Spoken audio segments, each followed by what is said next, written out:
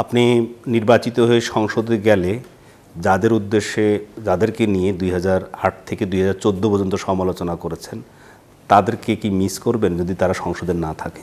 আওয়ামী লীগ যেই কাজ করেছে আমরা বারবার ওই হৃদয়ে তাকিয়ে দেখব যাতে কোনোভাবে জানি আমরা এই কাজ না করি।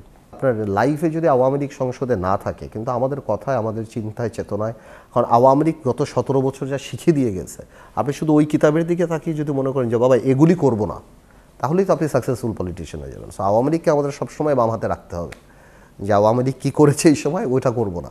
তা আমার মনে হয় বাংলাদেশে রাজনীতির সবচেয়ে ভালো গাইডলাইন এখন আওয়ামী লীগ। যা যা করেছে তা না করলেই অন্ততপক্ষে ক্ষমতায় নাও আসতে পারেন, সেটা অন্য কথা, ক্ষমতার হিসাবে, কিন্তু অসম্মানিত হবেন না ইনশাল্লাহ। হ্যাঁ, এখন আওয়ামী লীগ তো যেই পরিমাণভাবে অসম্মানিত হয়েছে, অপমানিত হয়েছে, এটা কোনো রাজনৈতিক দলের মানে ক্যারেক্টারিস্টিক্স হারিয়ে ফেলেছে Awami League. So it's no more পলিটিক্সে থাকে সাম দাম দ্বন্দ্ব ভেদ, আওয়ামী লীগ নিয়ে আসছে খুন গুম।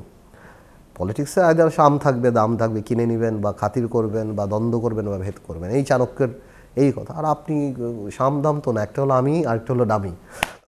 আওয়ামী লীগ পুরো পলিটিক্সের ক্যারেক্টারই চেঞ্জ করে দিয়েছে বাংলাদেশে। তো আমি তাই বলছি যে আওয়ামী লীগকে সবসময় স্মরণে রাখতে হবে, যার কারণে আপনি ওই ভুলগুলি না করেন। সেটা তো ভুল যাতে না হয় সেই দিক থেকে আওয়ামী লীগকে স্মরণে রাখবেন, কিন্তু যদি রাজনীতির বা সংসদের যেটি প্র্যাকটিস, যেটি ব্যবহারিক দিক আমরা দেখি যে অপোজিশন, স্ট্রং অপোজিশন। শফিক ভাই, একটা ব্যাপার কি, আগামী সংসদ যেটাই হবে will B a very difficult parliament, কারণ মানুষের এক্সপেকটেশন কিন্তু অনেক হাই হয়ে গিয়েছে। এখন কিন্তু আমাদের মনের মধ্যে একটা ভয় আছে যে আমাদের ক্ষমতা থেকে সরাতে কিন্তু দেখা যাচ্ছে আওয়ামী লীগ বা অন্য কোনো দল লাগবে না, জনগণের মধ্যে থেকেই কিন্তু একটা অপ্রত্যাশিতভাবে একটা জিনিস চলে আসতে পারে। সো আপনারা যেটা মনে করছেন সেরকমভাবে আগামীতে কিন্তু আমাদের জনগণের কে খুশি রাখার এবং জনগণ যাতে কোনো কারণে আপসেট না হয় সেই জিনিসগুলি কিন্তু মাথায় রেখে সংসদে যেতে হবে। এবং প্রত্যেকটা রাজনীতিবিদের লাইফস্টাইল থেকে আরম্ভ করে সব কিছু কিন্তু এই জিনিসগুলিকে আগের মতো আর বেপরোয়া হলে হবে না।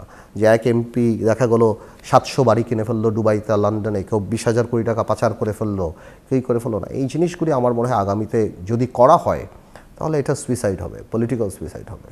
আপনার কি প্রতিশ্রুতি এরকম থাকবে যে নিজে দুর্নীতি করব না, অন্য কাউকে দুর্নীতি করতে দেব না? না, দেখুন, আমার প্রতিশ্রুতিতে এরকম থাকবে যে আমরা এরকম একটা সিস্টেম ডেভেলপ করতে হবে যেখানে আমরা ইচ্ছা করলেও দুর্নীতি না করতে পারি। আমি ব্যক্তিগতভাবে দুর্নীতি করব না, আরও 5 জন করবে বা আরও 3 জন করবে, it will not solve the problem. You have to develop a system যেখানে আপনি ইচ্ছা করলেও আপনি দুর্নীতি করতে পারবেন না। সো সিস্টেম ডেভেলপমেন্টটা অনেক ইম্পর্টেন্ট। সো আজকে যেমন মিডিয়ারা যখন ওপেন হয়ে গিয়েছে অনেক হচ্ছে, এখন আওয়ামী লীগের ব্যাপারটা হলে আওয়ামী একটা বেহায়া রাজনৈতিক দলে পরিণত হয়ে গেছিলো। মিডিয়া লিখলেও আওয়ামী লীগ দুর্নীতি করবে, আমি বলতাম না যে খুল্লা দুর্নীতি করতো। যার 5 টাকার মালিক নেই, যেটা বাল্ব কোনো দিন লাগায় নেই, উনি পাওয়ার প্ল্যান্টের মালিক হয়ে গেছে। যেটা 5 টাকা ব্যাংকে নেই, ব্যাংকের মালিক হয়ে গেছে। এটা সবাই জানতো।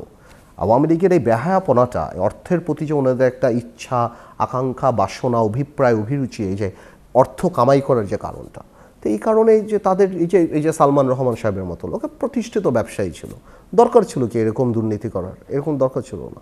তো এই যে মানে স্টেট প্যাট্রোনাইজ দুর্নীতি, এবং আমরা চাই যে এই দেশে একটা, আমরা এটা প্রস্তাবে দিচ্ছি, আমি আপনাকে আগেই বলে দিচ্ছি, আমরা এটা প্রস্তাবে দিব আমাদের প্রস্তাবে, যে এই দেশে একটা অর্থনৈতিক রাষ্ট্রদ্রোহিতা আইন পাশ করা দরকার।